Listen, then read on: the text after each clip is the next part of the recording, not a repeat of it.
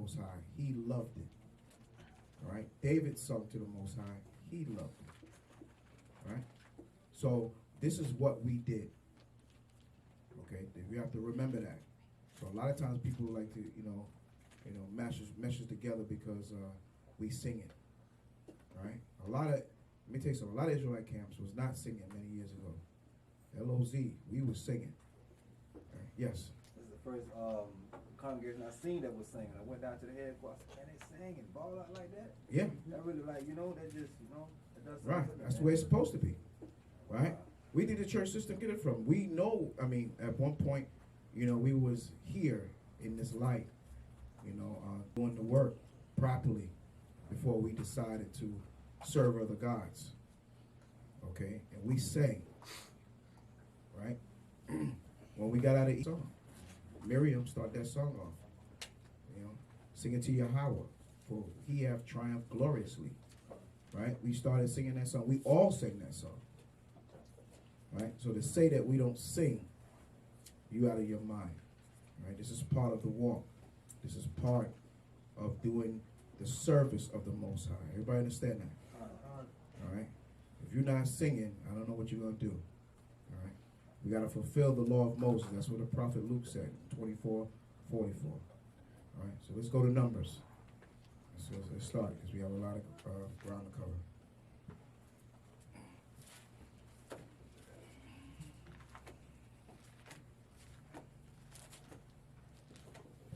The book of Numbers, chapter 30, verse 1.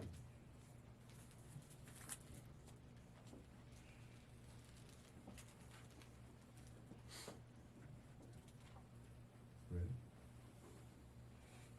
Yeah. The book of Numbers, chapter 30, verse 1.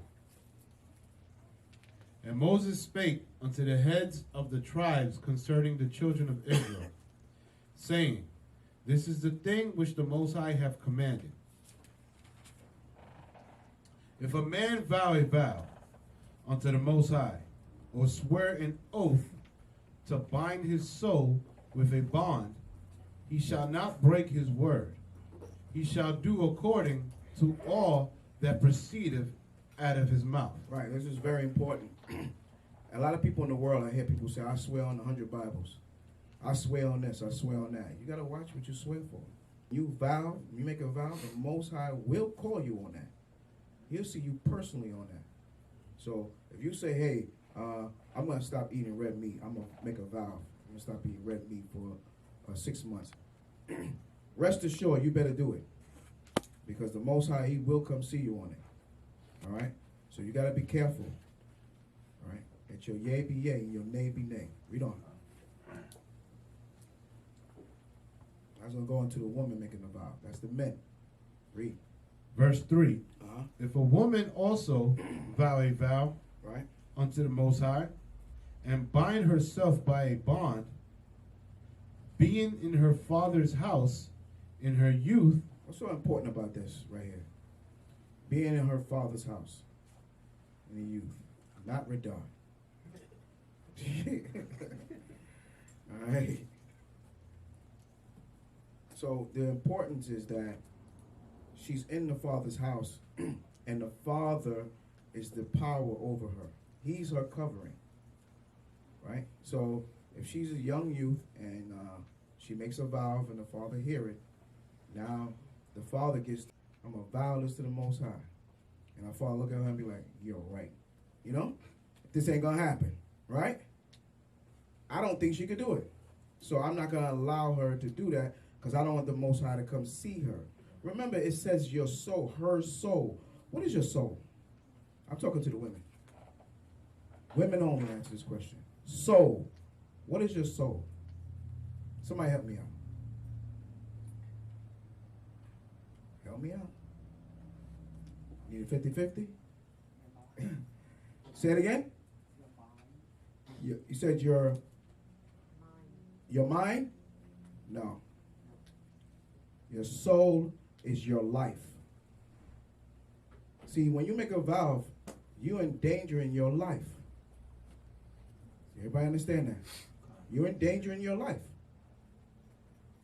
So that's why when the father heard it, he disallowed it because he said, you know what? I don't want the Most High to come take my daughter out. She can't fulfill that vow. That's not going to happen. All right? Every time she see the golden arch, she's stopping and she getting food. That ain't going to happen. Right? So he heard it. He said, no, Most High, don't listen to her. We're not going to keep that vow. All right? Because why? Because the father has the power over the daughter. Everybody understand that? All right, read on.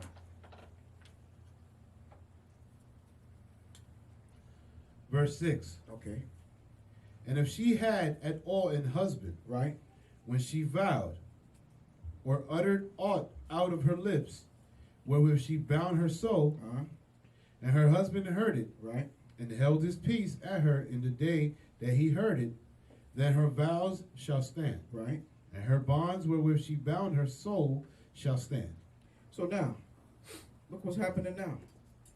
The father is now, he's out of the picture. She has a husband. And she makes the vow. And the husband here. So what's happening here? What's going on? Head of the house. Right. He's head of the house. Okay.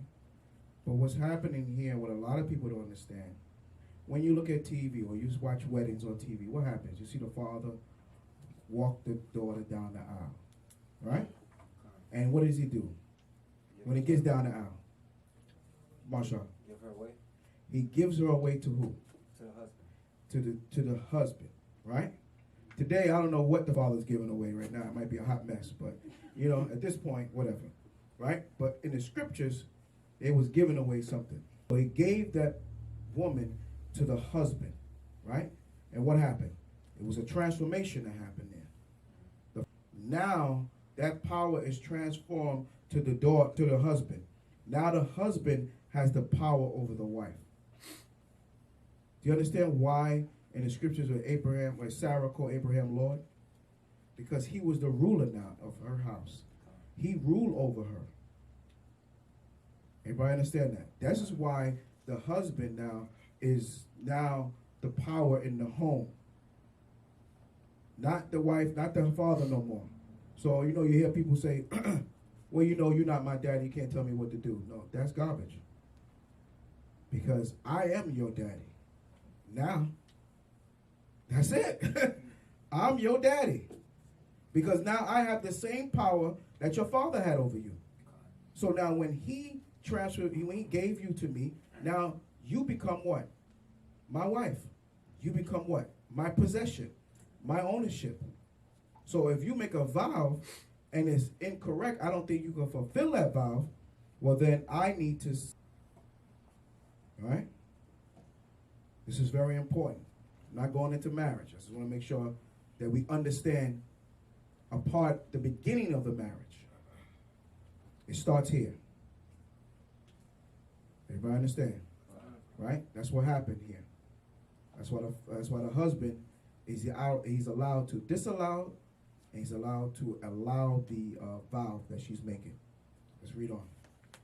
The book of Numbers, chapter 30, verse 8. Read. But if her husband disallowed her on the day that he heard it, Right? So he has to hear it. So he has to disallow it. Read. then he shall make her vow which she vowed, and that which she uttered with her lips, wherewith she bound her soul, of none effect, and the Most High shall forgive her. That's it. He cut it off. Nope. You're not going to fulfill that vow. And the Most High say, yeah, okay, I think she will forgive it either. So, you know, I'll forgive her for that one. All right? But today, our people make vows all the time. If you think about it, people in the world, they be like, man, I swear. And the woman be like, I swear, I ain't never going back to that guy. He punched me in my face. He make my eye. Yeah. He stomped me out. And then what happened? Yeah, she right back with him. Oh, that's my boo. That's my baby. You know what I mean? So, you know, it's a sad thing, but you never know. The Most High might call you on it. You got to be careful. But you knowing you're Israelites, you're Hebrew, right? These people they're Hebrew, but they're in the world. They are not knowing the scriptures. And the Most High said he winked at our ignorance. So they being ignorant, going about doing their own thing. So this is the situation that they're in. So the Most High is giving them what at this point? Grace. This is where your grace coming at, which will soon run out. right? Which will soon run out. Read on. Verse 9. Uh-huh. But every vow of a widow and of her that is divorced, wherewith they have bound their souls, shall stand against her. So you got to be careful now. So now you may become a widow as a woman. Your husband may give up the spirit. They may leave him. The Most High called for him and he's gone. So now you're by yourself now. You're a widow. Be careful what you vow, because there's nobody over you, no covering, right, that can disallow this vow. Read on. And if she vowed in her husband's house, or bound her soul by a bond with an oath, and her husband heard it, and held his peace at her, and disallowed her not, then all her vows shall stand. Right. And every bond wherewith she bound her, but of her husband, hath utterly made them void on the day he heard them. Then whatsoever proceedeth out of her lips concerning her vows, or concerning the bond of her soul, shall not stand. Her husband hath made them void, and the Most High shall forgive her. Right, you see that? The husband has this power now. So you got to be careful what you vow to the Most High. You know, you could say things to your husband and say, hey, you know, I want to try to do this. I want to work on losing weight. I want to work on growing my hair long. I want to get nails, or whatever it is that you desire to do. You know what I mean? There's nothing wrong with that. But when you go to the Most High and say, Most High, I'm not eating no meat no more, and I'm not drinking no more wine. I know I could never fulfill that vow, that vow, because I'm gonna drink wine. I'm not gonna put myself in danger, right? But if you know that you say, you know what, I'm gonna stop drinking wine for about a year. You know, if you know you could do it, and your husband hear it, and you say, you know what, I think she could do it. I'll let it stand, and you'll be fine. You know, but if he don't say anything, or rather, you know, if he just say, you know, whatever, then, you know, it's going to stand with the Most High. And if you fall short, then that's going to be a problem with you and the father and your husband. But in the situation, so we say, Lord willing, we can try to do that. Yeah, that's Lord willing. That's one thing. You say, Lord willing, if I can do it, that's one thing. You're not actually, you know, praying to the Most High, saying, listen, I need to come to you. I need to make this vow. Yes, Brian. Like, so the minister just giving a general example. Right, I'm getting him A general. lot of times people will say, Lord, if you bless me with a car, I will never miss Shabbat. Right. You know, if you bless me with a child, you know, I'm going to do X, Y, and Z. Right. You know? Right, they're going straight to the Most High. They're saying, Most High, you know, if you do this, I'm going to do that. You know? That's making a vow. My brother did that one time. He said, man, if I get me a car, I ain't going to miss no Shabbat. I'm going to be there on time. Ba, ba, ba, ba, ba, ba. The first time, the one after that never came back. See that? Now, Most High still have mercy on him because he's still alive. That's the question. So you got to be careful. Be mindful what you ask for. Right? Yeah, read on that. Verse 13. 13, right? Mm-hmm. Every vow and every binding oath to afflict the soul, her husband may establish it, or her husband may make it void. But if her husband altogether hold his peace at her from the day to day, then he established all her vows, or all her bonds, which are upon her. He confirmeth them, because he held his peace at her in the day that he heard them.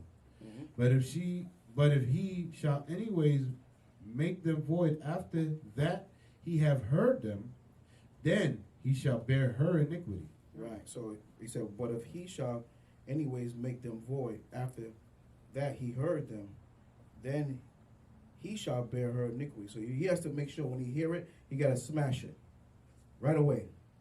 You know, don't hear it and be like, I'll deal with that later. You know, don't wait upon that. You got to make sure right away. You know what I mean? Because you don't want to bear the iniquity as a man, right? And you don't want nothing to happen to the wife. Read on that. These are the statutes which the Most High commanded Moses between a man and his wife, between the father and his daughter, Right. being yet in her youth in her father's house. Right. So this whole chapter actually went into the transformation of the father and the husband. This is what's going down this whole chapter. This is a very good chapter that we normally use, especially when we are going into the topic of marriage. Because a lot of times, you know, women and men, they like to think that, you know, that there's a 50-50 in the household. This is not correct. According to this, no. Right? Because the father, he ruled over you as when you were a young youth, and he transferred that power over to your husband. And your husband took over, and right? And when he dies, now the Most High is the power over you. So the woman is never left uncovered. Everybody understand that? Never. So these women out here saying, I'm single, I don't know where they're going with that one. I don't know what they're single of, but, you know, it's a crying shame. Right? So this is what this chapter is going into. You could look over it another time. Maybe I missed something. You could read it, study it, let it resonate in your spirit. But it is what it is. Right? The funny thing, he was in South Beach, he was teaching. And there was an Edomite out there. And she was damn near homeless. And we were looking at her like, damn, that's tricky. Like, she just kept standing. We going in, teaching body saw. You know what I mean? And she just standing there, just looking. And we happened to, and the brother that was teaching, was a priest teacher, he reached over to her and looked at her. And priest asked a question to everyone. What's the purpose of a husband? You got Negroes out there, Hispanics out there, everybody out there. Nobody said nothing. He turned around and asked her, he said, what about you? What's the purpose of a husband? The woman have a husband. You know what she said? To have a Christ-like covering. It blew me away. I was blown away. Blown away. Somebody who's homeless said that. Like covering. That's exactly what a husband's supposed to be. Exactly. To the T. Yes, by Captain. Well, you know, it makes sense because, you know, they say the only difference between now and ancient time is electricity and air conditioning and 911. Right. Because if you take away electricity and 911, that's it. women gonna realize they need that man. They need a father. They need a husband. That's right. You know? Yeah. Absolutely. With this social media, no electricity, you can't do social media. So, you know, it's unfortunate. It's fortunate, actually. You know, not unfortunate. It's fortunate. For them, it's a disservice for them, right? But a lot of times our people stumble on this marriage thing, and maybe hopefully one day I'll do a class concerning marriage and get some understanding on that. But this is where it starts right here, because the daughter is in the house with the father as a youth, meaning that she's still what we call she's still in her, what do you say, virginity? Yeah. So she's still there. And a lot of times, oh yeah, I meant to bring it. Thank you, Arthur. You made me think of something. A lot of times people don't realize that the virginity of a woman is worth. How much you think the virginity of a woman is worth? Somebody, I want one of the women to answer this one. How much you think is worth? Because, you know, in ancient time, these guys spend money for this thing. How much you think is worth? Let me give you a number. Let me help you out. There's a guy who bought this woman's virginity, and he bought her, he gave the father the money to take the woman. Guess how much he paid? A call. 2.6 million. Close, 3.9. We give it away like it's candy. Like it's 99. You know little fish? There'd be 99-cent little rubber fish that you eat. Mm-hmm. That's how we give our women give their virginity away. 99 cents plus tax. Right? Here, in this day and time, people are paying big money for that. Right? We have fell so far down that the virginity of a woman means absolutely nothing. It's only important to those people who they are. And that's one of them is the Ishmaelites.